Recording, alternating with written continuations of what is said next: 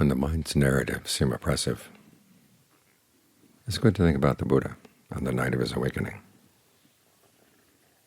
Do you think you have narratives? First knowledge he gained was many, many, many narratives, many, many lifetimes.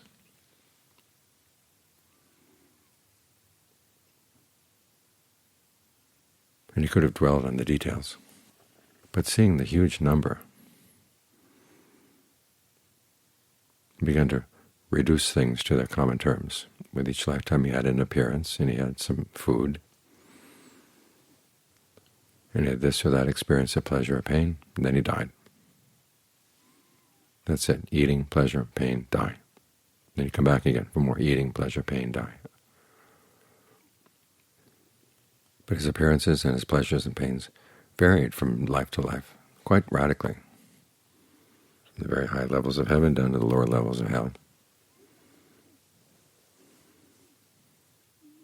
And so how did he solve that problem? One, the problem of figuring out why there was such a variety, and two, how to get out of it. He thought of all beings, the whole cosmos. He saw beings passing away and then being reborn in line with the karma. And although he saw the workings of karma as very complex, there was a basic principle. You act on skillful intentions, there's going to be a good destination. You act on unskillful intentions, there's going to be a bad destination. Now, these can mix in various ways. So sometimes they cancel each other out, sometimes one takes charge over another. But still there's a pattern, and he saw the pattern by enlarging his mind.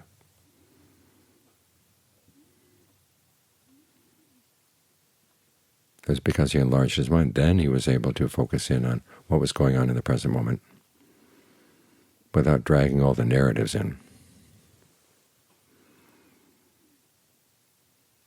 And so as you're sitting here with the meditation, focusing on the breath, if these narratives do come up about how you're not making progress as fast as you'd like, about how the goal seems far away, get out of yourself. Think of all the beings in the world. And you're heading in the right direction. Have compassion for them, and have some compassion for yourself. There's a story in the canon of a monk who's sitting in the forest. His meditation is not going well. It's nighttime, and off in the distance he hears a festival in a nearby village. Music, singing, dancing. He comes down on himself. He says, at least these people know how to find some pleasure in life. Here I am, miserable, living alone in this little hut, making myself suffer. A deva appears to him and says, do you realize how lucky you are? There are beings going to hell right now. They really envy you because you're on the way out.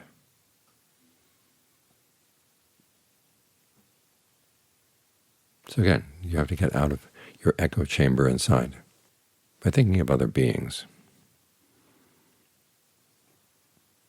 There's a passage we repeat again and again about being subject to aging, illness, and death, separation, and we have karma. We're the owners of our karma. To whatever we do, for good or for evil, to that we will fall heir. That reflection, the Buddha says, should make you more heedful. But then he expands the reflection. All beings everywhere are subject to aging, illness, and death. They're the owners of their actions. That, he says, gives rise to a different emotion. It's enough to get you on the path. In other words, some samvega. You realize how big the issue is. And now, no matter where you might go in the universe, whatever way you might be reborn, it's all the same sort of thing again and again. So you want to get out. This is why in the description of right mindfulness, the Buddha talks about being aware of a body in and of itself, etc., feelings, mind states, mental qualities. both inside and out. Now, if you think of mindfulness as meaning awareness, you wonder how you're going to be aware of somebody else's breath, or how aware of their greed, aversion, or delusion, or their feelings of pleasure and pain. But that's not what mindfulness means. It means keeping something in mind. And here the reflection is, whatever you're experiencing now, there are other beings experiencing the same sort of thing.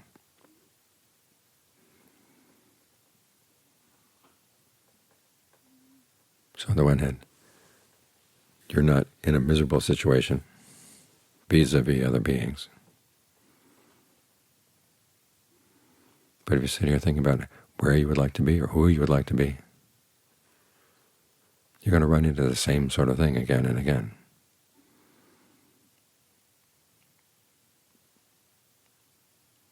Here you're on a path that leads to a goal where there is no where. There is no location. And there's no identity that you take on.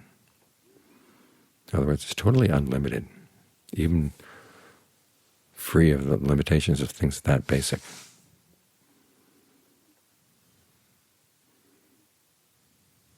So take joy in the path.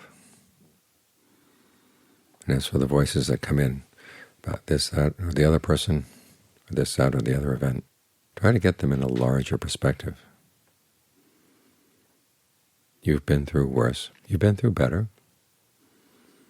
But if the better were really all that good, then it wouldn't lead to worse again.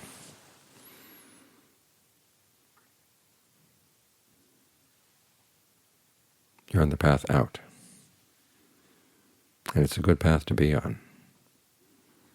So console yourself, urge, arouse, and encourage yourself in the same way that the Buddha would urge, rouse, and encourage his listeners. Because the goal really is good. Sometimes it sounds something like an absence of things. And it is absent, but it's absent of a lot of undesirable things. But there's a lot positive about it as well.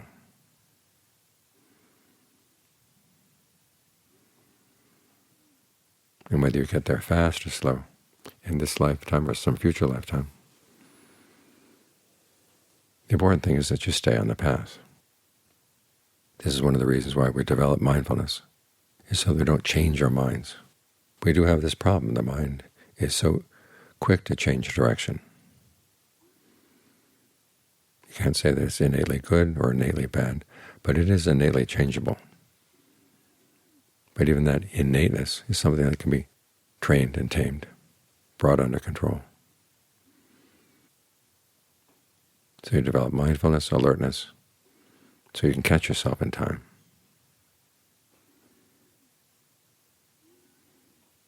As you go from moment to moment, mindfulness is there to remind you again and again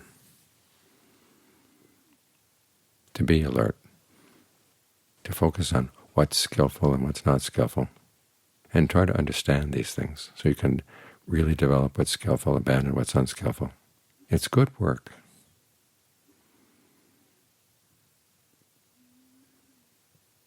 And you're learning the skills that are needed. So again, think of the Buddha. As he said, when he got on the right path, it was when he was able to look at his thoughts, not so much in terms of what he liked thinking about or what he was stewing about or whatever, but he pulled out of his thoughts.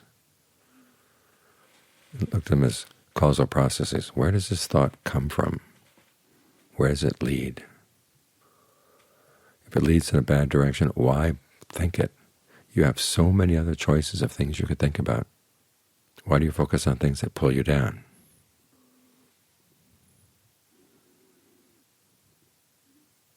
Focus on things that are uplifting. This is the point that Ajahn Suwat liked to make a lot, that we do have the power to choose where we're focused, what we take as our object, or in the Pali idiom, what we take as our support. If you're going to take as your support something that's really rickety and miserable, why? It's an old habit. But habits can be changed. A lot of us are in our particular worlds, with our particular identities, and there's a certain resistance.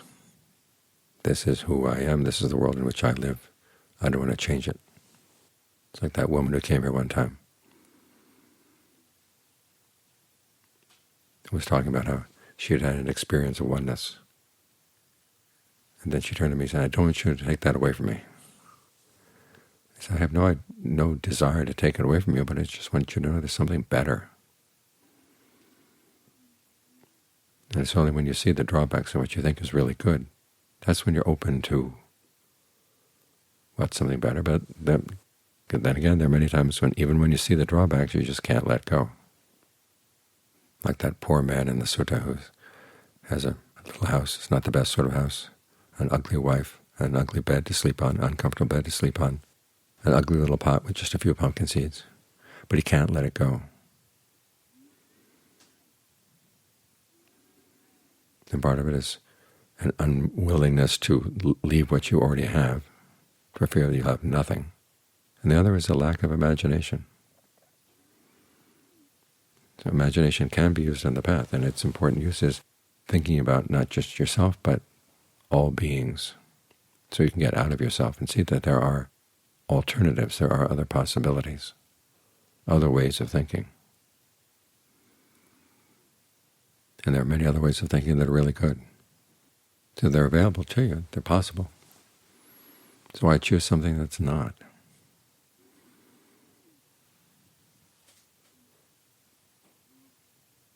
So get out of yourself a bit.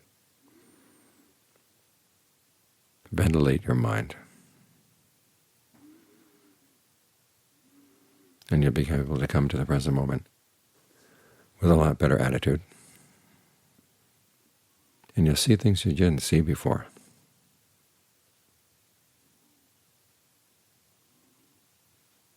Things that really can be liberating. So look for them. They're there.